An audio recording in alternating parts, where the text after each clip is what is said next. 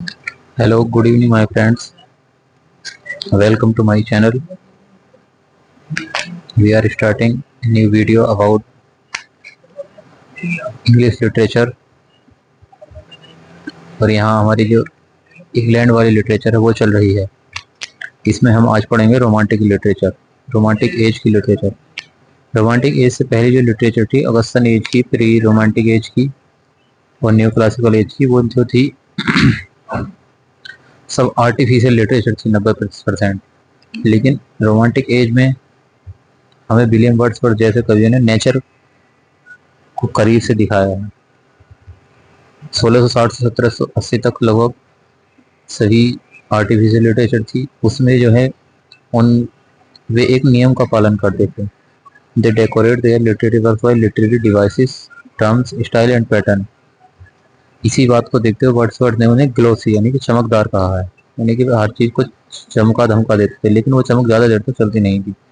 जबकि romantic literature में natural प्राकृतिक चीजें जैसे मेडो, ग्रास, सी, नदी, पर्वत, पहाड़ की चीजों को दर्शाया गया है। देखो थोड़ा सा अंतर है इसमें दिखाया गया है। Augustan age, new classical age और इधर राइट साइड में रोमांटिक।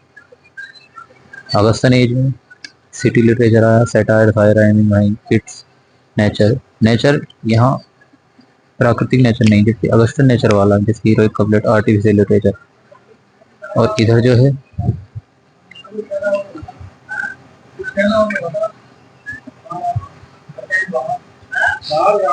इधर जो है ये रोमांटिक लिटरेचर दिखाया है। इसमें इमेजिनेशन है, ब्लैंकली मतलब अकेलापन है, एस्केप मतलब दूर हो जाना, नेचर मतलब प्रकृति से। इसमें शुरू से बताएं तो हम ये इसका क्रम पूछा जाता है एग्जाम्स में। सबसे पहले कोई भी व्यक्ति इमेजिनेशन करेगा, मतलब सोचेगा, कल्पनाओं में घूमेगा। वो कल्पनाओं में घूमेगा तो वो अपने आप को मेलैंकोली यानी अकेला पाएगा। जब वो अकेला पाएगा, थर्ड नंबर पे एस्केप मतलब दुनिया से अलग होगा। दुनिया से अलग होगा, नेचर के पास जाएगा और नेचर के पास जाकर लास्ट में माइथोलॉजी मतलब अपने नेचर के प्रति अलग अलग कॉन्सेप्ट बनाएगा।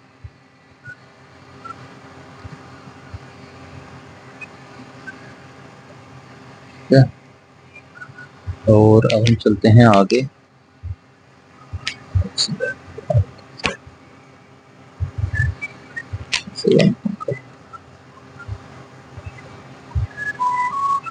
ये ये एक क्वेश्चन आता है, what do you mean by nature in 18th century writing, Augustan age या न्यू क्लासिकल एज।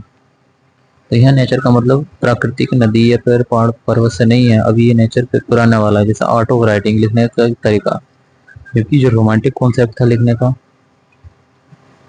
वो सिर्फ ये था कि तुम बस लिखो, किसी भी तरीके से लिखो, तुम्हें किसी भी नियम का पालन नहीं करना है, किसी भी कॉन्सेप्ट नहीं जाना है, बस लिखना है। जैसे 22 वर्ष यानी कि फ्री वर्स कहते हैं। कोई भी राइमिंग नहीं थी, कोई भी डिक्शन नहीं था, कोई भी ज्यादा टफ वोकैब नहीं थी और लाइफ रिलेटेड थी। और जो लिटरेचर था बिल्कुल सामान्य व्यक्ति से related.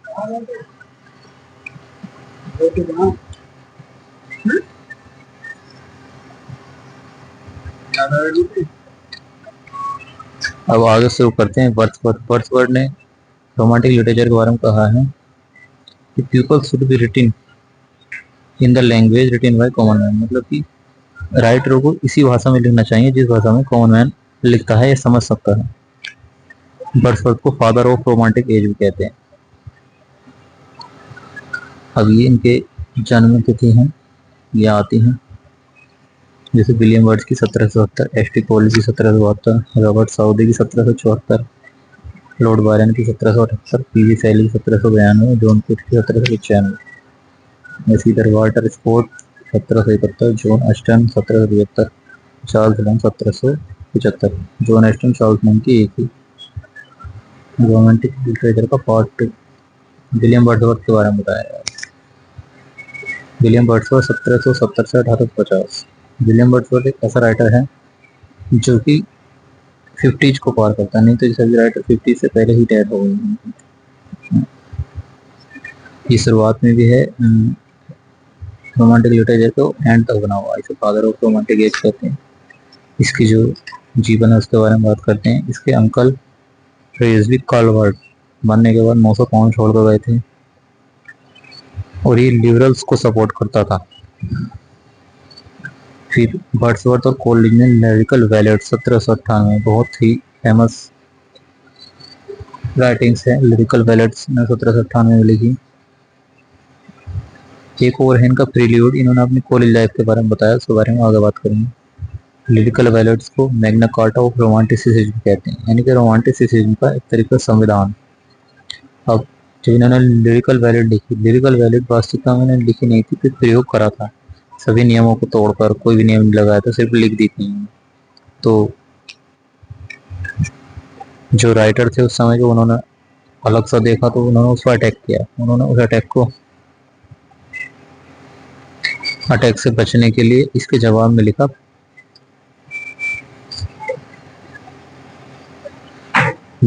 Preface to lyrical ballads. ये कई वर्षों में पब्लिकेशन है, 1818 तो 1805 1818 1815। अब दोबारा से लिरिकल बैलेड्स के बारे में पढ़ते हैं।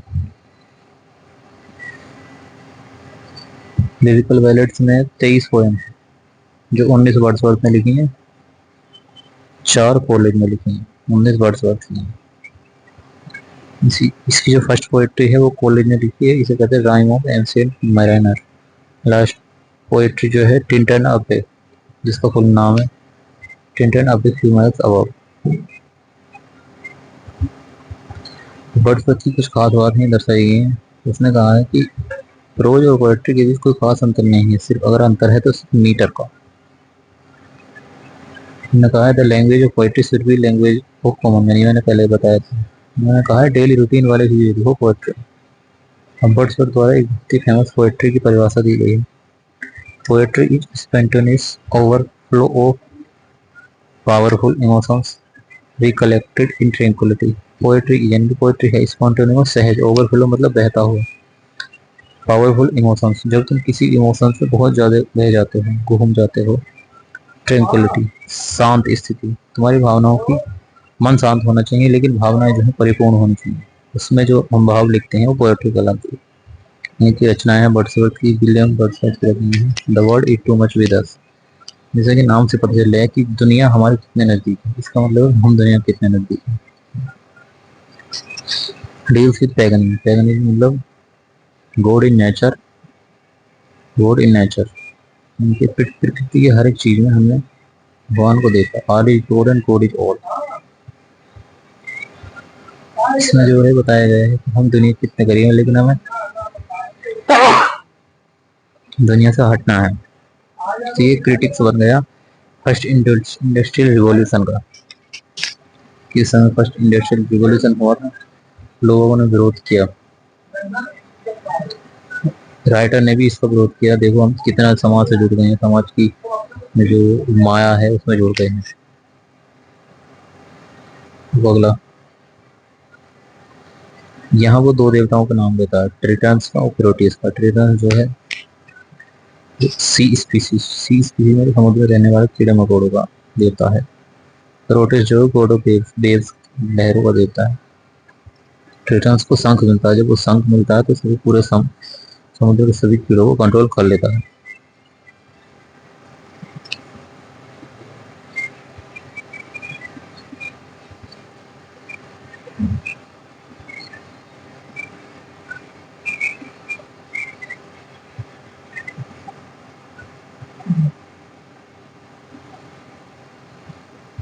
अगला है इसी पोएम में वर्ड्सवर्थ ने कहा है I want to be a pagan, मतलब वो पैगन रिलीजन को अपनाना चाहता है। अब ये है अगली कविता है रेनबो, जो अपनी क्लासेज में पढ़ी हुई होगी अपनी छोटी क्लास में। इसमें इसकी 7th लाइन में वर्ड्सवर्थ ने कहा है child is the father of a man, यानी कि व्यक्ति आगामी आने वाले समय में, बच्चा जो है आगामी आने वाले समय में व्यक्ति का पिता ही बन जाता है। इसका सीधा साधा मतलब है कि बच्चा जो है, जो वर्तमान है वो आगे आने वाले समय का भविष्य है। ड्यूस विद वर्ड्सवर्थ चाइल्डहुड, ये जो है बचपन से, वर्ड्सवर्थ के बचपन से रिलेट करती है कि वो बचपन में रेनबो को देखकर कितना खुश होता था। अब आता है लूसी पोयम्स। ये पोयम्स लिखा है। लूसी जो है एक इमेजिनरी लड़की है, और Lucy poems collection of poems है। इसमें एक ही पोयम नहीं, कई सारी पोयम। पहली पोयम है 3 इयर्स। इसमें कुछ मुख्य मुख्य पोयम है। 3 years she grow in sun and shower. Sun and shower से पता चल रहे हैं हम लोग। सन मतलब सूर्य, सावर मीन्स बारिश। यानी कि कोई भी लड़की जो इमेजिनरी लड़की है लूसी, वो कैसे नेचर के करीब आ गए, उसका जीवन व्यतीत हुआ। रिटिन इन कोलोब्रेशन वर्ड्सवर्थ और कॉलिंस दोनों ने मिलकर लिखी थी। लिरिकल बैलेट्स के अंतर्गत ही थी, पब्लिश हुई हुई थी, लेकिन लूसी पोएम्स में डाल दी गई थी। और deals with imaginary girl Lucy and her contact with nature है कि प्रकृति के वो कैसे करीब है। सेकंड पोएम है सी ड्वेल्ट अमॉन्ग द अनटर्नड रेज। यहाँ एक लड़की को बताया गया है कि कैसे वो अकेलापन झेलती है दुनिया का, और एंड में अंत में आकर मर जाती है। ये भी लिरिकल बैलेट्स की कविता है। ये एक लड़की के बारे में बताया गया है जो शहर से दूर चली जाती है, और एंड अंत में आकर मर जाती है।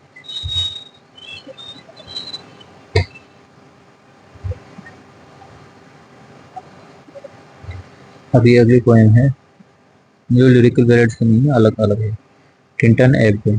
इसका फुल नाम है time composite few miles above the Tintern Abbey. Wordsworth बचपन में टिंटन एब्बे स्थान पर घूमने जाता था, तो पोएम लिखने के लिए वो पुणे घूमने गया। वहाँ की चीज़ों को उसने देखा।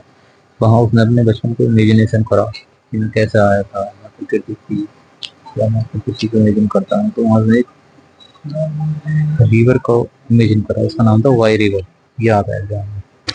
एग्जाम के लोग टोपोग्राफिकल पोएट्री। टोपोग्राफिकल मतलब पृथ्वी का जो एक लिमिटेड एरिया है, उसको पाए जाने वाली चीजें, जैसे पहाड़ पर्वत, किसी भी एरिया का डिस्क्रिप्शन।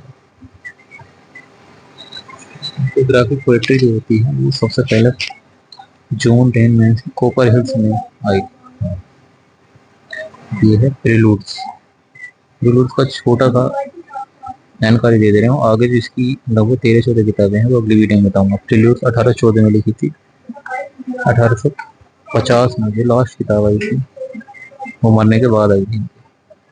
14वीं किताब आई थी। वो इनकी पत्नी ने, इनका जो मेमोयर था, सभी इनसे रिलेटेड चीजें थी, डायरी थी, इनकी राइटिंग थी, उसकी उन्हें कलेक्ट करके 14वीं किताब लिखी थी, जिसे हम बॉलीवुड को the growth of the poets mind कहते हैं। उनकी यहाँ उसका इंटेलेक्चुअल विकास हुआ था। ये क्या चल रहा है?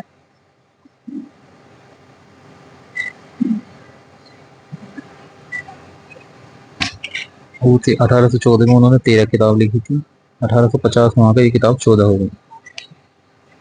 और जो अभी रिवर की बात हो रही थी, वो रामानुजम राइटर हुए। उन्होंने अपनी एक पोएम लिखी है, उसका नाम रिवर है। उसमें तमिलनाडु की वैके रिवर का वर्णन किया है। बाकी हम इसकी मुख्य मुख्य किताबों के बारे में अगली वीडियो में बताएंगे। तब तक के लिए नमस्कार, देखते रहिए, धन्यवाद। चैनल को सब्सक्राइब कीजिए।